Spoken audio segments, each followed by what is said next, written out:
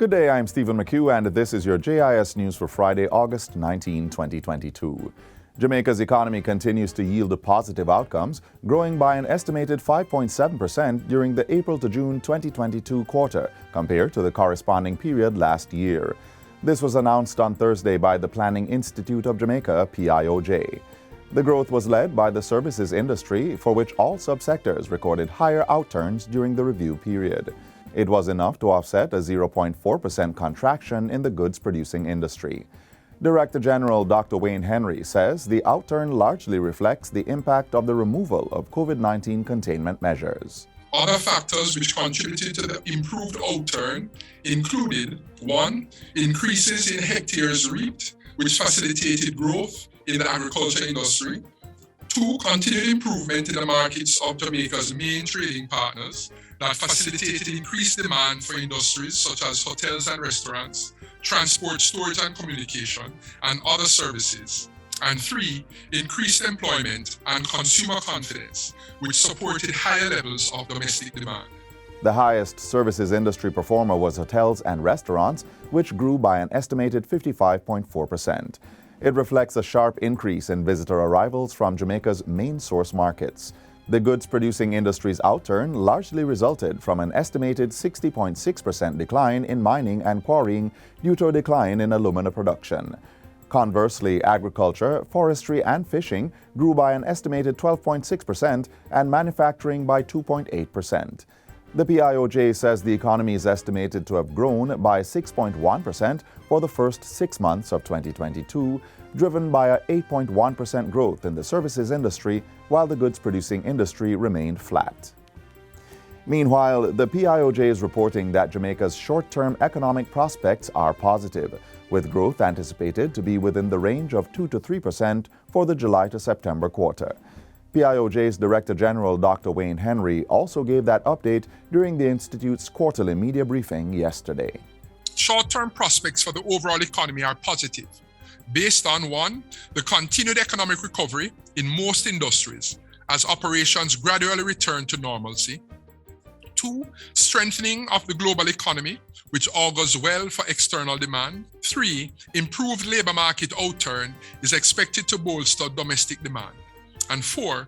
The gradual reopening of the Jamaica alumina plant, which will remove the drag on growth. Dr. Henry says this is expected to spur growth of between 3 and 5% for the overall 2022-23 fiscal year.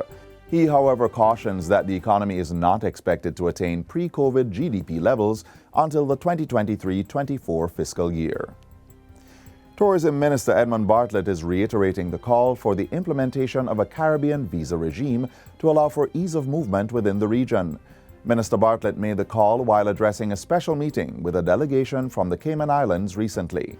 He says the CARICOM visa introduced for World Cup cricket in the past, allowing players and the visitors to attend, can be tweaked and used today to boost tourism in the region. So we can have a Caribbean visa that will enable movements within the Caribbean for touristic purposes for a short period, not for immigration purposes and migration. We're not about increasing your population. We're not about bringing people to live in their country and then to compete for the resources of your country. We're talking about adding value. Minister Bartlett also addressed the issue of border protocols and pre-clearance arrangements for visitors coming into the region. He says Jamaica is now looking at a convergence of the Northern Caribbean to strengthen relationships and enhance tourism. Minister of Agriculture and Fisheries Pernell Charles Jr. is leading Jamaica's delegation to the CARICOM Agri-investment Forum and Expo 2 in Trinidad and Tobago. The event begins today and continues to August 21. Heads of government from the Caribbean community are meeting to discuss ways for the region to achieve food security and reduce the import bill by 25% by the year 2025.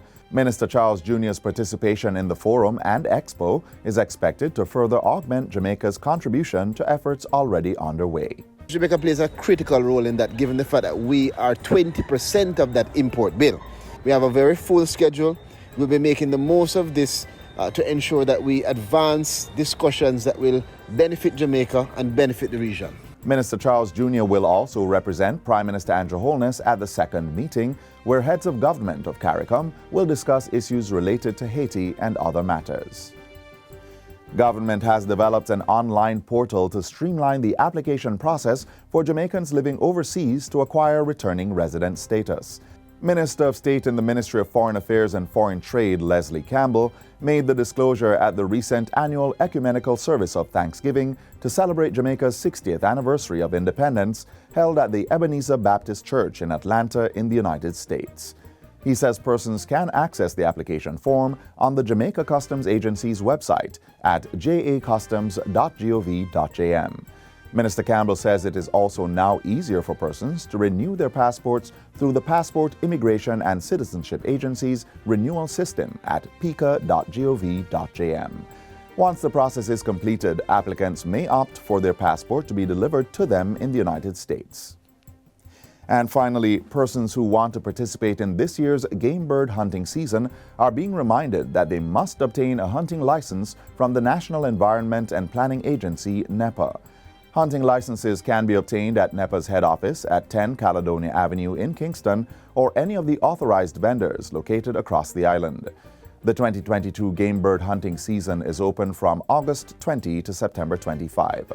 Under the Wildlife Protection Game Birds Declaration of Shooting Season, Order 2022, the season's hunting sessions are from sunrise to 9 a.m. and 2:30 to sunset on Saturdays and from sunrise to 9 a.m. on Sundays.